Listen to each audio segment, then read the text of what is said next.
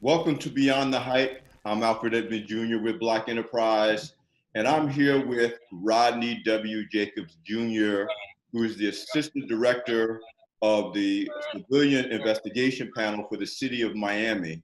And I've been very much looking forward to having this conversation, obviously, in the current environment with the death of George Floyd in particular, and obviously other incidents around the country. There's a laser focus right now on police conduct, police reform, what has already been done in an attempt to make things better, what needs to continue to be done. And Rodney, I wanted to have this conversation with you because obviously you're on the ground in an organization that exists in part to respond to past challenges in this area, and just to exist to try to both establish and maintain trust between the law enforcement and the community by having an independent investigative body to deal with police conduct issues. So why don't we start with talking about what it is that you do, the CIP does in Miami, and how it works. So in the city of Miami, we have a department that basically does civilian oversight of the City of Miami Police Department. And how we operate is in conjunction of any other city department like sanitation or HR. The thing that makes us special is that we are purely independent, separate and apart from the police department itself in order to do our work. We serve, our staff can serve as a community panel of 13 people. These 13 people hear cases that our internal investigators investigate, internal and independent, that they investigate. So we get complaints from people in the community, either directly, anonymously, or through a third party. Those complaints come in and we have our investigators look at it for up to 6 months to figure out what happened. We take those cases to the panel. The panel then creates a finding of fact. From that finding, or we give a recommendation to the police department for discipline on that officer, or maybe even an exoneration, depending on the details of that case. So our process is also two-pronged. We not only do investigations, but we also do audits on the police department. We audit their departmental orders and policies to ensure that they're up with best practices in the policing world. But we also review their internal affairs cases. So the internal affairs has to give us their closed cases, and we'll look at those to make sure they're thorough. And if we believe something should be reopened, we'll reinvestigate it on our end and then give those recommendations to the police chief. Maybe a new witness has come about.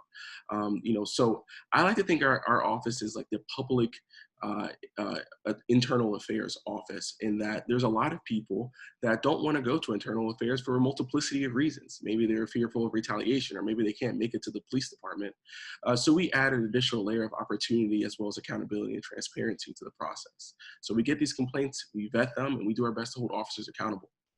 So talk a little bit about your background, because I mean, you have a very unique background. Of course, the Black Enterprise audience knows you to some degree because you're one of our BE Modern Men distinction from 2018. So we talked about you on our platform. But talk about your unique background. You have a legal background, you have a military intelligence career. Talk about what brings you to the table, and also in the context of being a Black male, obviously, who has a interest on both sides of this issue, particularly in the environment that we're in now. For sure. So, I went to undergrad in law school in Ohio. After I graduated law school, I actually went and joined the United States Army and commissioned as an intelligence officer. Thereafter, I moved to Florida, got married, and then Miami. And when I came to Miami, I strictly came for this job and opportunity. I was finishing up both my degrees at the University of Miami in public health and public administration. And so once I started this job, I started to look at the intersections of policing to every aspect of our lives, having the military background, having the legal background, having the public health background, and obviously the NPA adds an additional layer of governmental foresight. I really looked at how policing was kind of interwoven, whether it be good or bad, in everything that we do. And I think some of those things allow me to have a different perspective on how we can reform policing from a practical and pragmatic standpoint. When we talk about the barriers, and this obviously extends to me being a Black man, when we talk about the barriers to the Black and brown community, it always has a hint of bad policing within it, right? I mean, we don't need to go too far back in our nation's history to see how much systematic oppression has been rooted in the tool of policing. right? Even when you check into the emergency room and maybe you've had an encounter with a police officer, and that maybe that police officer even brought you there. You've been battered and bruised. And the first thing that happens is that, ER nurse or doctor asks the police officer what happened, right? More often than not, police officer may say, oh, he tripped over his own 2 feet. But that doctor or that nurse who's not associated with the police department can clearly see that this man has been battered and bruised. And this is probably a case of, police officer brutality. But more often than not, ER doctors and such take them at their word, and that's it. That's a problem, right? It's a problem that sometimes police departments have operations of schemes of crime statistics that arrest Black and brown people for things that they haven't been involved in. And those arrests infiltrate the other aspects of life. Those arrests can preclude someone from getting affordable housing. Those arrests can take away people's rights to vote. Those arrests can also lead to other situations that will decrease areas of employment, from school to prison pipeline to educational situations. We have people that have been arrested on crazy felonious things that they don't even know that happened, that precluded them to take admissions to the bar exam. So there's so many different things that intersects everything that we do.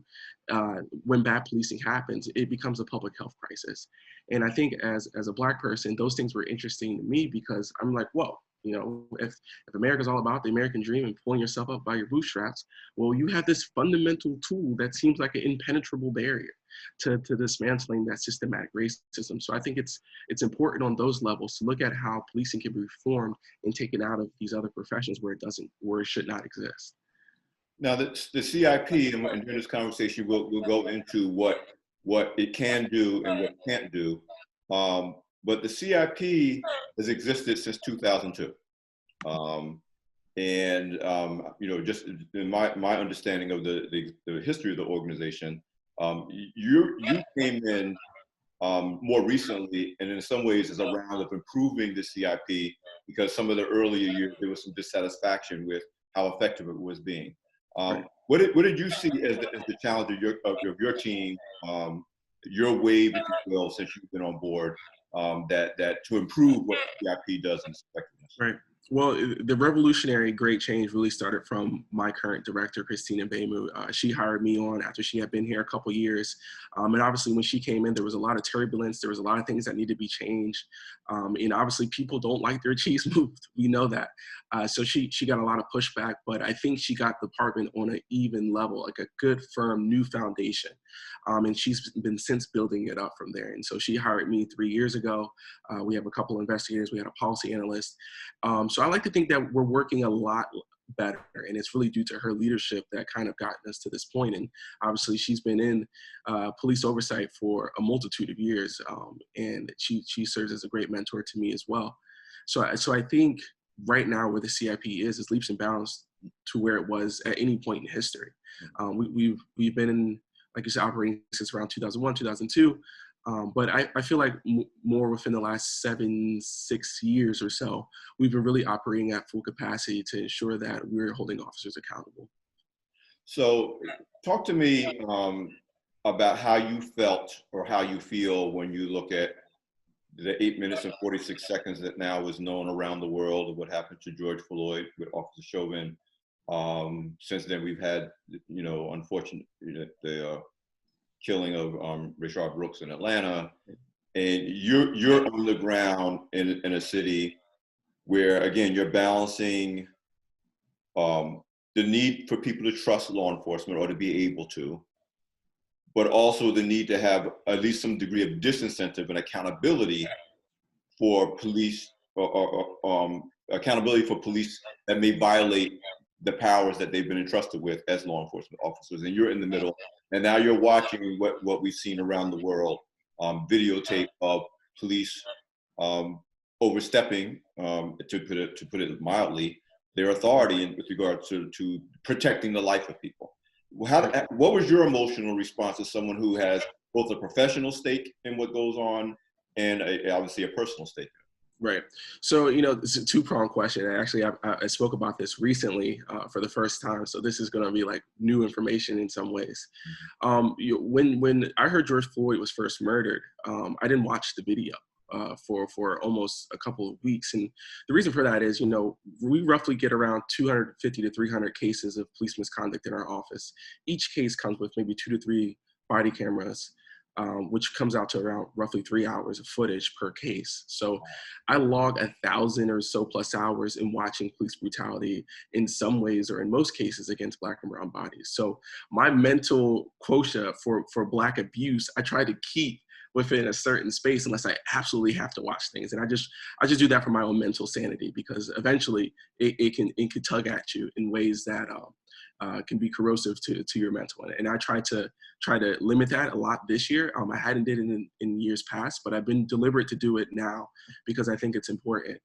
And having a large social media following, I often get videos and you name it from other jurisdictions, from out of state even, people thinking that I could help, and I try to do my best to point them in the right direction. But it involves me looking at something else that's traumatic. And as a Black person, I try to limit my bandwidth to some of those things. So originally, when it first came out, I didn't watch it. I didn't watch it to maybe 2 or 3 weeks later. When I knew that, okay, I'm going to get asked questions about this and I need to be able to speak confidently about it. So when I first watched it, obviously I watched it from more of an academic perspective, like this is wrong, that is wrong, this is a violation of departmental orders, this isn't a best practice in policing. This is obviously from the legal component, this, looks like potentially maybe murder 3, involuntary manslaughter is going to be hard to get first or second. It was all those cerebral things. And then thereafter was the emotional response, right? And obviously no one can, really parse out that in ways that would ever seem like it's a humane action, and I think a lot of us, you can't even hold your breath that long. You can't do anything without having a deliberate thought of you saying, like, I'm actually doing something for that long. Right. And so that was the emotion for me. It's like, sometimes in policing, you hear like, oh, it was a knee jerk reaction. I thought he had a gun. Split second decision. You can't Monday morning quarterback a split second decision. You hear cops say that. It's craziness all the time. But in this sense, this was completely different. Right. And I think that's that humanity that is taken out or the inhumanity that's taken out of watching that. It's like you deliberately knew what you were doing and continued it anyway. I think that is just the darkest place. And that's why you're seeing the response we have now. Two things that what you just said just brings up for me. First of all, your emphasis on the humanity, and our CEO, Butch Graves, he has a series similar to this called From the Corner Office, and he just interviewed a couple of police chiefs. I think Rodney Monroe, former police chief in Charlotte, and I'm trying to remember, I think Chief James, a current police chief in Detroit. Yeah. Or is it Durham? Okay. Yeah, I think she might have used to be in Atlanta and a couple other cities. But my point is, both of them kept saying this thing about humanity, and that once you remove humanity from policing, bad things happen. Like that has to be retained. The other thing that you said that struck a chord with me is we literally, the staff of Black Enterprise, last week all got on a Zoom call that was basically a mental health call, because like you said, we have to, people think, oh, you're just a journalist and you report on this stuff. We are emotionally affected by writing and reporting and we were like, we got to take a little bit of mental health self-care break, because it's not just a news story to us. This is different, visceral, and you do have to manage your mental health around that. And it was just amazing. So I get what you're saying. I didn't watch the video for a week. Yeah. And the same thing with Rashard Brooks. I didn't watch the video until this morning. I just wasn't trying to do that. So I totally get it, and I have a deep appreciation for now, again, what it means for you to do this professionally, and to know that you're going to be exposed to it. If you don't intentionally manage that, obviously that's not healthy for you. Right. So talk to me about what you think about what is going on. You hear over and over again, we're at a pivotal moment for policing, a pivotal moment for dealing with systemic racism, a pivotal moment. Obviously, it's an election year. We're also dealing with all of this during a pandemic. We've seen protests after the deaths of Trayvon Martin and Mike Brown and Sandra Bland, and we're almost like running out of names, Breonna Taylor. Right. But people are saying this time is different, and this time is a window of opportunity to make real change, a tipping point. From your vantage point in the city of Miami and the work that you do, what is your feeling about where we are right now? Yeah. Well, listen, I think, and this is something my wife and I talk about all the time. It's like, what is your role in this space, right? How can you be a part of the foreseeable change that we hopefully get? And so for me, I look at it as an administrator, as a change agent. I don't necessarily look at it as, at least for me, as an activist that's going to be doing the protest. And so from that vantage, I'm looking at what happens next. I think right now we are at that tipping point where people have had enough and they're protesting and they're asking for things. And I think, I'm in the space of figuring out how those asks work appropriately and practically. Because to be quite honest, people have been researching these issues within policing for the better part of my life, at least. And some of people have come up with really great ideas on how to do this, but they didn't have this moment to kind of generate that energy to get their ideas going. So I think it's important that we look at those kinds of things. And a lot of those solution-based practices were actually, thought up of like by PhD Black people like us that have been saying, like, been hitting on this pot all day long, but now you guys want to look up my dissertation that I wrote 20 years ago, right? So I think it's important to look at those things from a practical and pragmatic way, right? There's one thing to say, I want to defund police departments on a banner, but it's another thing in actuality to figure out what does that look like and does that work for Black and brown bodies, right? And I think that's a purely responsible thing to say. And I think it's incumbent upon me and others to say, okay, this is what that looks like, because, I can't tell you how many times people emailed or texted me and after Minneapolis dismantled their police department saying, we've won, we did it. I'm like, well, let's talk about what that really means, right? Because this isn't the first time a police department has disbanded their police department. In fact, we have two recent examples in Ferguson and in Camden, New Jersey, right? And typically what that means or what that looks like is not necessarily something that's good for the Black community. Usually those municipalities contract with county officers, and now the county, which has less control and accountability, is roaming around in your communities, and they're not even held accountable to your city elected leaders because they're not employed by them. Right? Or they hired privatized cops. And as we know, anything private doesn't work out well for the Black community. Privatized schools, privatized prisons. Let's not do that. And the only other option there is mercenaries, right? So I'm not saying I'm not here for police reform, because I think I am. But to say that you're dismantling the police department today and not know what that looks like tomorrow, I think is a very dangerous place, because history has shown us that that's going to leave the Black community holding the back. But I think it's more appropriate to say, okay, let's look at ways that we could reappropriate our funding to say that these things in a community work better than police officers showing up with lethal force. And obviously there's a lot of police departments that have tried out. Eugene, Oregon had tried it most recently. And, they've had a couple ebbs and flows, and, we can learn from those kinds of mistakes, but those programs and processes are proven that they do show a metric to say, okay, this could work. Here's some of the things we had to overcome. One of the most things that people look at when we say, hey, let's send trained de-escalators to go diffuse domestic violence situations or situations that could be de-escalated. The first thing that comes in people's minds that do this research is like, okay, how do we know who to send? Right?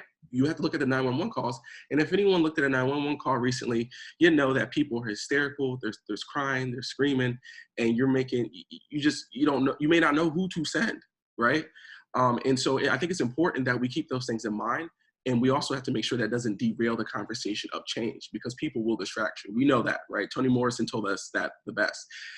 If anything comes up to dismantling racism, they're going to distract you. They're going to say your head's too big. They're going to say you have no culture. They're going to say you have no language. And you end up chasing a distraction, and you never get back to the solution that you've already proffered. So I think it's just important, at least in my role, to look at what that system management looks like. Okay, if we're going to reappropriate funds, maybe we can partner with community foundations to help us pinpoint the NGOs or whomever that does this work the best and say, okay, you get a slice of the pie, and we can manage that in an effective way.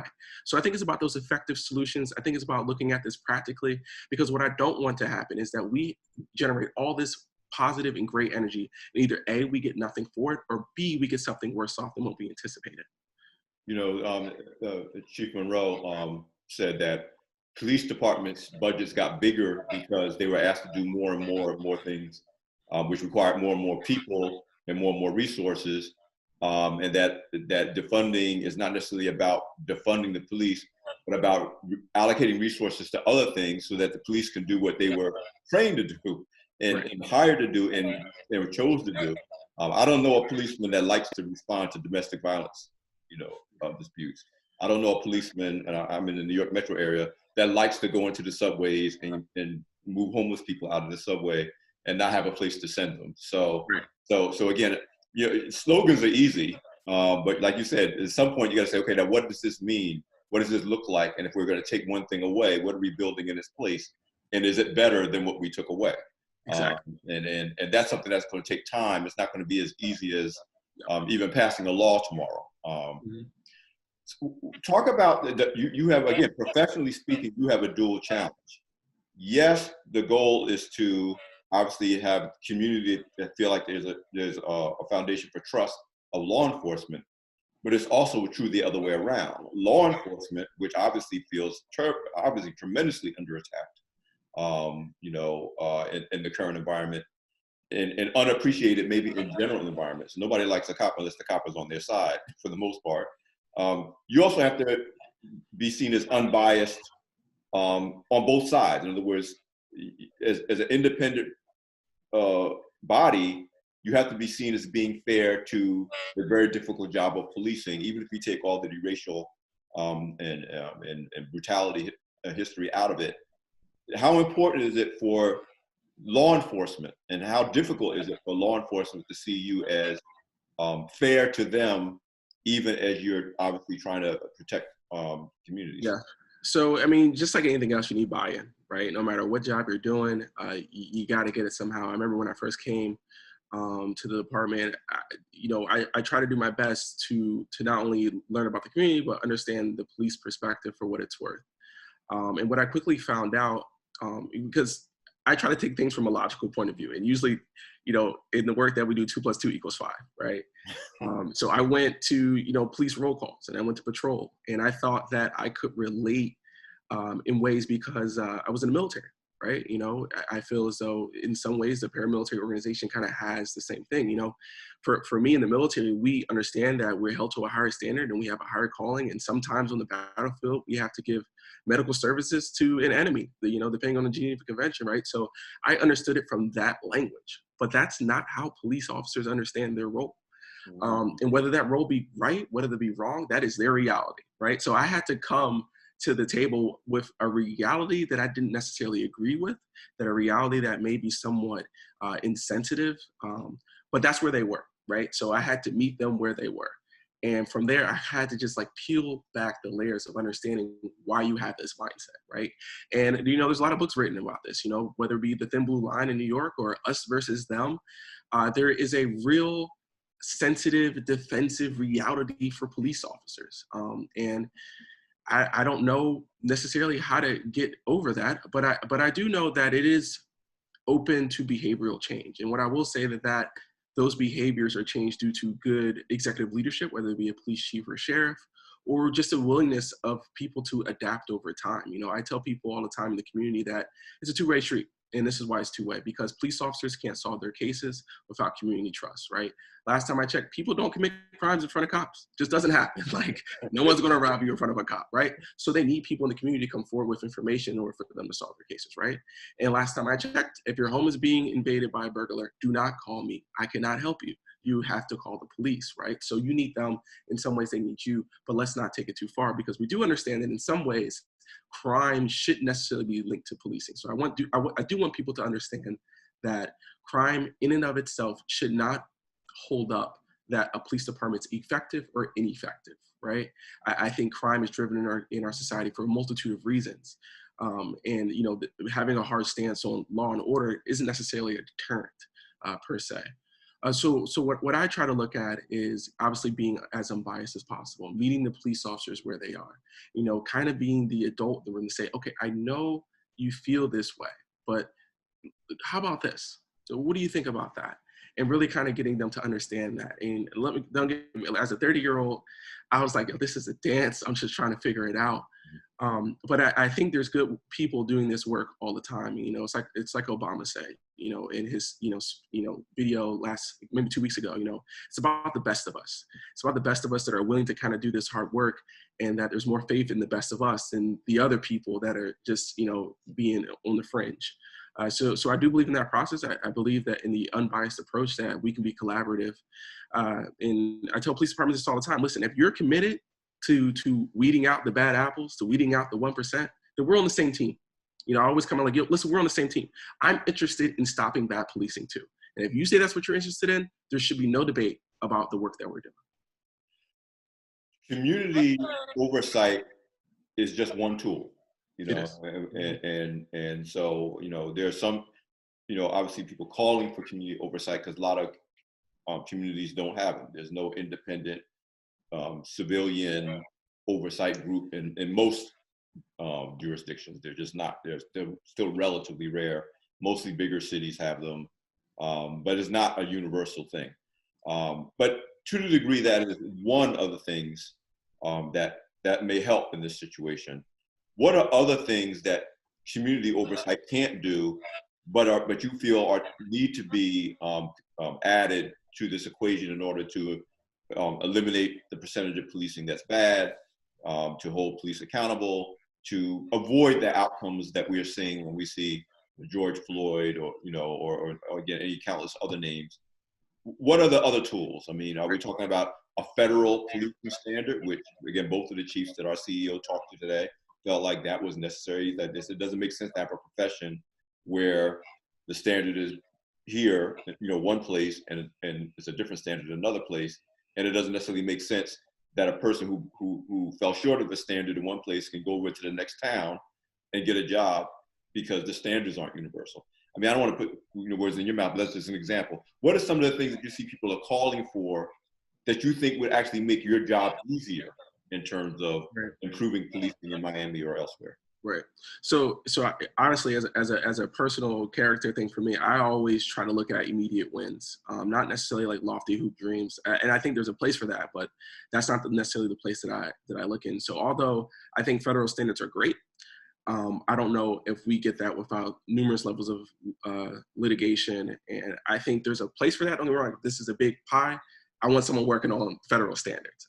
But for me on the local level, I think obviously civilian oversight is a great tool, but it's built up, at least in my opinion, from a 4-step approach, or something that should be like a 4-step approach. I think within the civilian oversight arm, you should do a lot of things that our department does, like subpoena information, investigate things like that. But I think there's also should be a very large focus on the data points. You know, this was something that was in the 21st Century Policing Task Force that Obama had. He's like, listen, you know, there's many things that the Black community knows that's wrong with policing, but we don't have anything to back up those anecdotal experiences, right? It's almost like when people say, hey, there's more cops in the Black community because Black people are committing all the crime. Well, that's just not true. But for a very long time, we didn't have the data points to say this is not true because 20% of this and 30% of that. So I think civilian oversight can be used as a hub to track, obviously, police use of force, gun law issues, or even if we do reappropriation of funds within the police department, it'd be good for civilian overseers to kind of audit the police department budget to say, okay, we could have cuts here, and here's this community program that we know works well because we kind of have that intersection. The other two layers of it are a little bit more deeper. A big issue that's surrounding policing is unions. Right?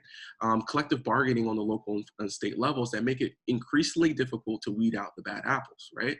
Oftentimes, a lot of what I do is telling people where to place their anger for maximum output to their goals, right? So if you're upset at a police chief for an officer that was relieved of duty with pay, or if you're upset because an officer doesn't have drug testing, or if you're upset because an officer doesn't have physical fitness requirements, or even an officer that was fired and then went to arbitration and got rehired, or other officers getting hired in other jurisdictions after having a litany of past complaints, then your beef is not with the police chief, it's with unions and collective bargaining. Thereby, they're with your local elected leaders that are bargaining those employment, because that's what they are, employment contracts with the unions, because all of those things are contracted. And far too often, local leaders are leveraging away good policing for the benefit of a good contract because they don't want to upset unions. So people need to be just as upset about that as we are with when Black bodies are shot in the streets and killed by police. We have to be upset at our local elected leaders that they're bargaining these horrible contracts that doesn't allow police chiefs to do their disciplinary action, right? That's a big piece. People need to be upset about that. You need to vote for elected leaders that have that key bullet point of something like that that looks in their policy measures. The next thing is coupled in the two. State attorneys or district attorneys, as we call them up north, and state elected leaders, right? If you're upset that a police officer hasn't been charged for murder, don't be mad at your police chief. Nothing he can do about that. You need to be upset at your district attorney. And in a lot of locations, that district attorney is elected. So you need to elect district attorneys that are willing to take on cops and unions and say, no, we're not just going to take this lane down. Yeah, we may not win the case, but I'm charging you with murder 3, and I'm going to let the jury figure it out. But we don't see that kind of progressivism from some of our legislative leaders. The last part, like I said, it's on the state level. So in Florida, we have something called the Law Enforcement Bill of Rights that allows an additional layer of privileges and protections to officers that do things in the line of duty, that give them additional layers of protection, immunity, things of that nature. Obviously, qualified immunity has been a big part. But people need to, generate their anger about those policing aspects in these silos that give them the goal that they're looking for. Because if we're just going to be upset at the chief and the police department, then we're not going to really achieve the necessary things we need to have. Those some of the things that you came up in conversation when Atlanta's police chief voluntarily resigned after the most recent incident a couple of days ago. And I was telling people, you don't understand the degree to which many police chiefs have both hands tied behind their back when it comes to actually enforcing the standards that they personally believe in, that they're in that position because they actually believe in the same goals. And we've seen it around the country. Chiefs and leaders in police organizations actually have the same feelings as the protesters, but often aren't, for the reasons you've laid out, aren't able to actually affect those changes because of everything you've laid out. They feel the same way. In fact, most police of color, that's why they got into policing, because they feel that way. Most police, you don't become a police chief unless you either can play like the political game and make everyone happy, or 2, you have no complaints in your history. So you don't become in these roles where you're leading police departments because you're the bad apple. Usually, now there's some off examples, but majority of the times, police chiefs get it. They're looking for reforms.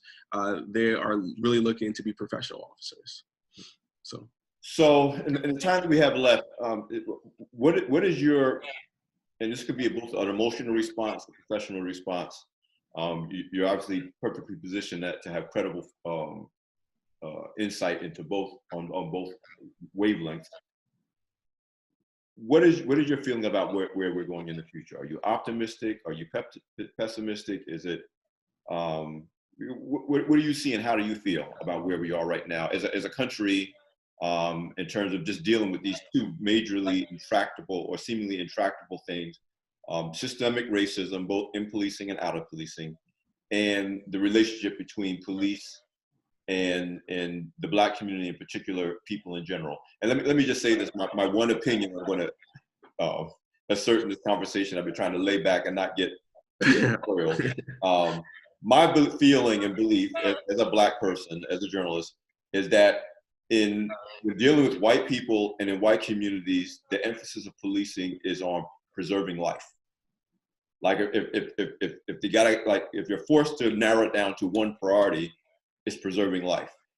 And that in Black and brown communities are dealing with Black people, it's enforcing law.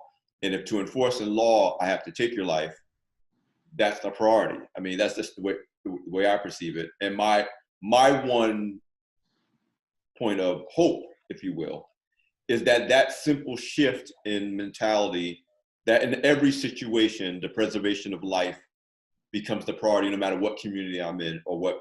And if that means somebody gets away with selling loose cigarettes, or somebody gets away with taking my taser and running with it, as long as they're not threatening life, then I'd rather let that person live and deal with it another day than to shoot them. And so my thing is, if all that came out of this for me is that there was a universal appreciation of policing that says protecting life comes first. If protecting life came first, Derek Floyd would be alive today, because the minute he said, "I can't breathe," it would be like, well, the dude's cuffed. What's he going to do? There's 4 of us. Let me let the dude breathe. So that's just my thing. So I'm going to step back out of it. Tell me what you hope to see. Tell me what you expect to see. What looks like at least a step toward a win, not just for the Black community, not just for policing, but for us as a nation. Right.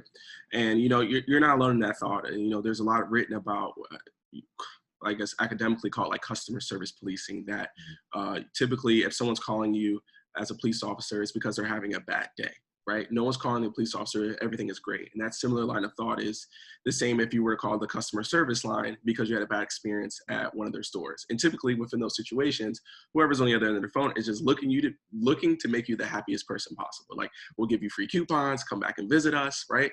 And, you know, a lot of people have the idea that the idea of preservation of life should be kind of like a customer service thing. Like, we're here to ensure that everyone gets home or somewhere alive at night. You know, you often see like the TV shows at roll call, and the sergeant of the hour is like, you know, the main thing is that we get home to our families. Well, that shouldn't be the case. It should be everyone gets to wherever you're going, whether you're going to jail, hospital, or home, alive. Everyone should get there alive, right? There should be no issue with that. But generally speaking, for me, I think the issue derives in some of the darker ages of policing. Listen, I believe in and of itself that the policing really hinges on the protection of property, right? And in some ways, what you're talking about is almost a remnant of that. The preservation, like, you know, someone goes to white communities, it's all about protecting life. But if you go to black communities, about enforcing the law. But it's most ways, it's always been about protecting property, right? You know, police departments were first came into being because they were catching runaway slaves, which were deemed as property to those slave owners to bring them back. Oftentimes, you know, you hear the fear mongering of who's going to protect me when someone breaks into my home, that takes my stuff. You know, this whole idea of, you know, the military industrial complex, meaning force for force and protecting what's ours, right? So people fear for their security, not necessarily because of their life, although that means something too, but also because of their stuff, right? It's the capitalistic understanding of what is mine, and you can't have it. And if you try to take it away from me, I'm calling the cops. That's why we see white women in parks call the police on black people doing absolutely nothing. That's why we have black people that live maybe in affluent communities, as we saw here, as we saw from Henry Louis Gates a few years ago, that get the police called on them because they don't belong in this community because they're taking our property, right? So there's always this weird hint of property that's involved. And I think if we get away from that kind of policing, it will be helpful. But to answer the bigger holistic question is, if I'm hopeful, is absolutely. I don't think I'm in a position not to be hopeful because too many people have sacrificed for me to have that kind of hope. Martin Luther King sacrificed. Listen, he was one of the first people that told us, you know, he stood on the Washington Monument, and really everyone says it's called I Have a Dream speech, but it really should be called America, You've Promised Us, right? From emancipation to Brown v. Board of Education 1 and 2, from the EEOC to affirmative action to so many Civil Rights Act, to so many different pieces of legislation that America has told us, Black people, you will now be treated as equal. We will give you equity and equality. You can come cash these checks at any time. These are our promises we submit to you. And I think King and others have done a great job of reminding us from our ancestors that we are sacrificing for a bigger idea, an idea that's not lofty. It's an idea that has given us a better understanding of what promises America has given us. And by no means should we just lay down and say that that bank of promises is insufficient. We have to keep fighting towards those ends. We have to keep cashing these checks because America can be better. And I think that's the underlying idea here. But if we lose our hope, we never get there. And I think that kind of diminishes and tarnishes the memory of all those that have sacrificed. Because in many ways, what they were sacrificing for, they were never going to see. They just weren't. So they sacrificed for us to do that. So it'd be so disrespectful for me to say I don't have hope going forward, because we all have to keep putting it into this well. You know, that's a perfect note to end this conversation on. You know, every once in a while when I start feeling like this is never going to change, it's never going to be better, and then I think about watching on CNN last night 4 African-American women mayors who are in the thick of this conversation that wouldn't be there if previous generations have been sacrificed. We already talked about African-American police chiefs who wouldn't be there if there was no hope. Right. And you and I wouldn't be having this conversation today if you in your current role. I mean, the idea of an African-American man being a part of the leadership of a civilian investigation panel for the police of a major city was totally unimaginable, even for my mom or my father. It's history, right? You know? Exactly. So, you know, I tell people when you're looking for hope and you're looking to make sure that you know, the deaths of Black people, whether known or unknown, whether due to police violence or any other means is not in vain. All we gotta do is look in the mirror and look at each other and say, okay, it's not the way it's supposed to be, but we can't give up hope because we're living out the hopes of previous generations that came before us. And what I'll add to that, listen, is I'm confident and I'm hopeful that as America grows old, it also goes up. But we have to stay committed and consistent. I mean, there's so many things that have happened in our past for Black and brown people, whether it be the Montgomery bus boycotts or, you know, Booker T. Washington walking to school even, is that they were committed. They were committed and they were consistent. Yeah, they came back day after day. I think the bus boycott boycott lasted over a year. Right? I'd imagine that in our generation now, some of us are probably looking for quick fixes, but I would encourage people to persist, to stay committed, stay continuous to it, because that layer of commitment to this goal that's going to be the only thing that gives us a change. That's the only catalyst, is push America into the change that we rightfully deserve. Listen, man, I really appreciate you taking the time to join me. Powerful conversation. I knew it would be. Thank you so much for being my guest on Beyond the Hype. For sure. Anytime. And this is Alfred Edmond Jr. with Black Enterprise. Thanks for joining us. Check us out every week on Beyond the Hype at Black Enterprise.